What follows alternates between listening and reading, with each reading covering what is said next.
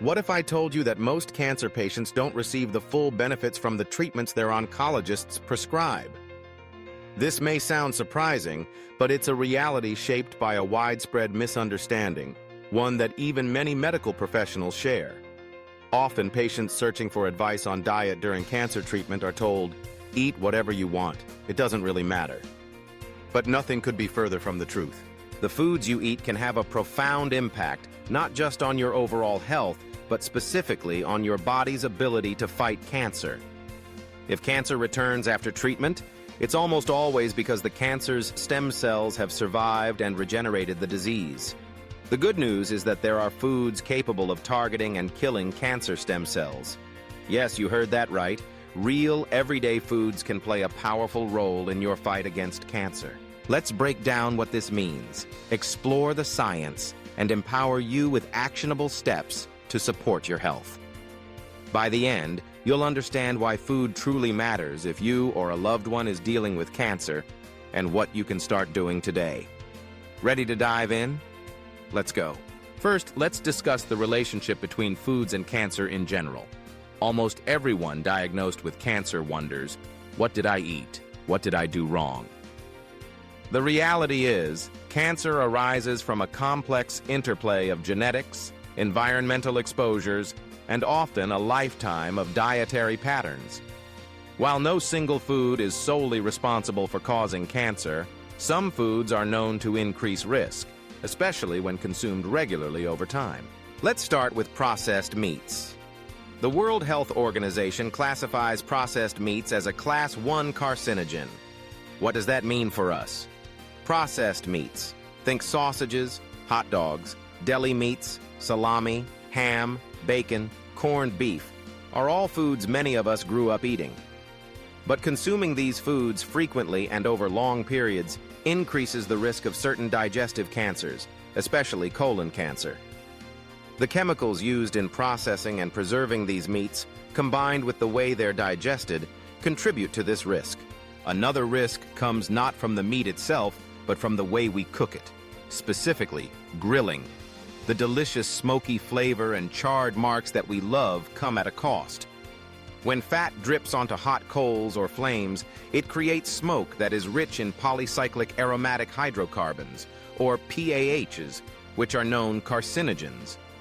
These chemicals settle onto the meat's surface. High grilling temperatures also cause proteins in the meat to become heterocyclic amines, or HCAs, another type of toxic cancer-causing compound. And if you don't clean your grill grates, the blackened residue left from your last barbecue can transfer these carcinogens directly onto your next meal. Does this mean you should never enjoy grilled foods? Not necessarily. Moderation is key, and there are steps you can take to reduce your exposure.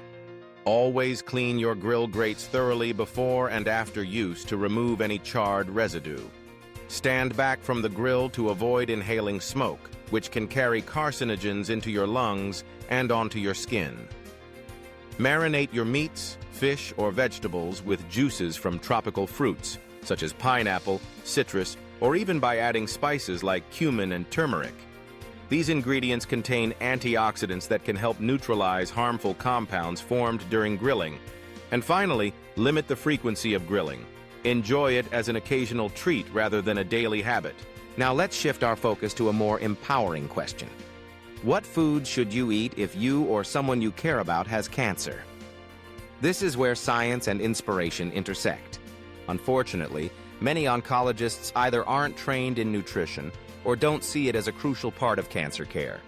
The advice to eat whatever you want is not only outdated, but it ignores decades of research showing that food can activate your body's natural health defense systems.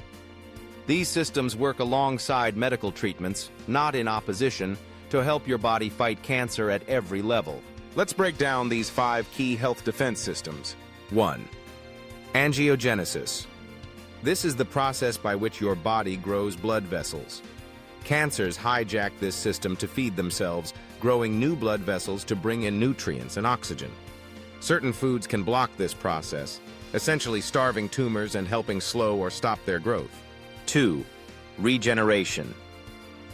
After cancer cells are destroyed, either by your immune system or by treatments like chemotherapy, your body must heal and regenerate healthy tissue. Supporting this process is vital for recovery. 3. Gut microbiome. Your gut is home to about 39 trillion bacteria, most living in your colon. A healthy microbiome lowers inflammation, supports your immune system, and helps your body process nutrients. Imbalances in gut bacteria can contribute to inflammation and even affect how you respond to cancer treatments. 4. DNA protection and repair. Cancer starts with mutations in your DNA. Your body has systems to detect and repair these mutations before they can cause harm. Certain foods can help support and strengthen this protective system. 5. Immunity and inflammation. Your immune system's job is to detect and destroy abnormal cells, including cancer. However, chronic inflammation can fuel cancer's growth, making it critical to lower inflammation with the right foods and boost immune defenses, especially during treatments that may suppress immunity. Let's explore how food can powerfully influence each of these systems, starting with angiogenesis, or the blocking of blood supply to tumors. Research shows that foods rich in certain bioactive compounds can slow or stop the growth of new blood vessels to tumors. Among these anti-angiogenic foods are soy, tomatoes, green tea, coffee, oily fish rich in omega-3s, berries, such as raspberries, blueberries, blackberries, and strawberries, red grapes, and cruciferous vegetables like broccoli, cauliflower, kale, and bok choy. Incorporating these foods into your meals doesn't just nourish you. It actively helps your body starve cancer cells of the resources they need to grow. Next is regeneration. When you're undergoing cancer treatment, your body needs to heal from the inside out, rebuilding where the cancer or its treatment has caused damage. Foods that support regeneration include those rich in healthy fats, plant polyphenols, and other natural compounds. Tree nuts such as walnuts, almonds, and cashews are excellent choices. Not only do they provide these beneficial compounds, but studies have shown that cancer patients who consume 2 servings of tree nuts per week have significantly better survival rates. In one study of over 800 people with stage 3 colon cancer, adding just 2 handfuls of nuts a week led to a 57% improvement in survival.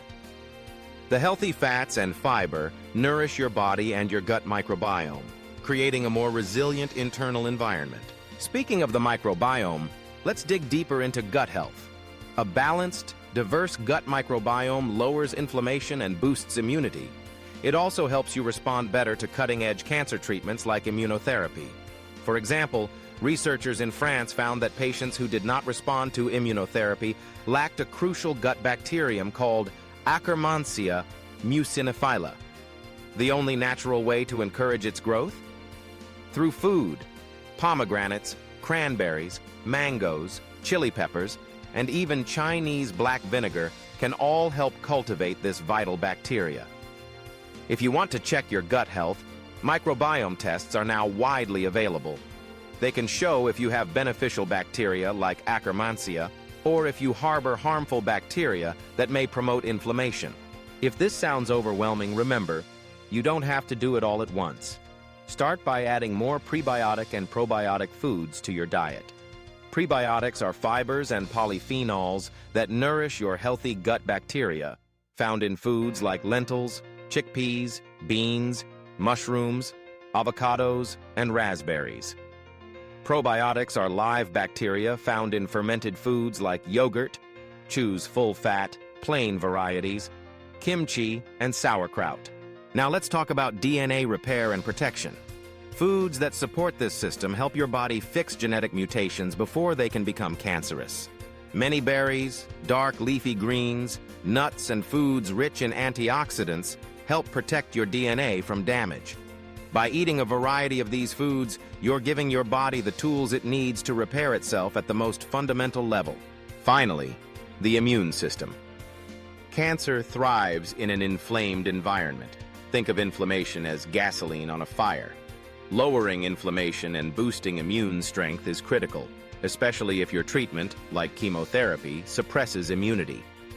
Immune-boosting foods include broccoli sprouts, the young 3 to 4 day old shoots of broccoli, which are packed with compounds that activate natural killer cells. Blueberries, chili peppers, and even your morning coffee can also help ramp up your body's immune defenses.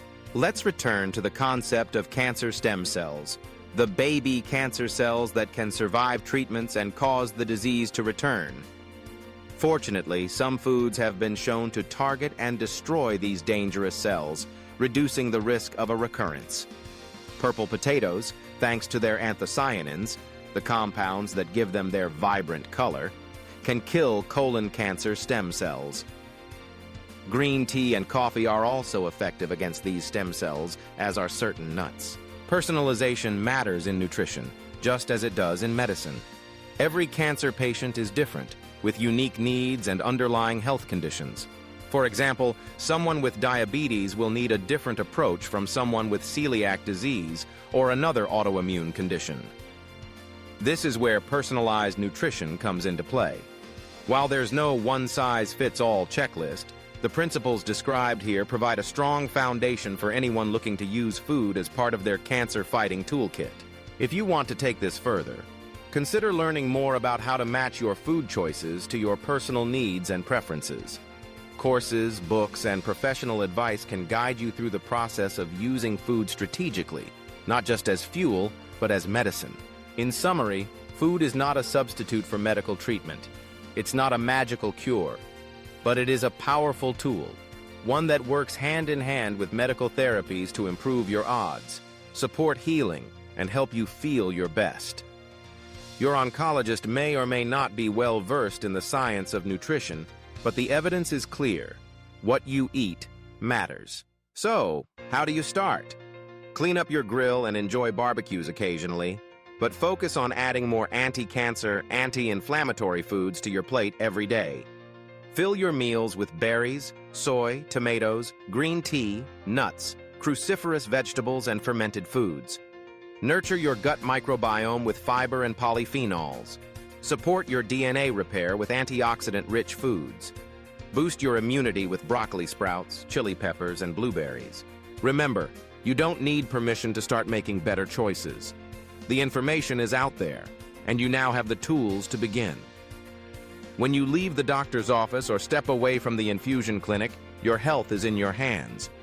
Food is both your daily shield and a way to augment the care you receive.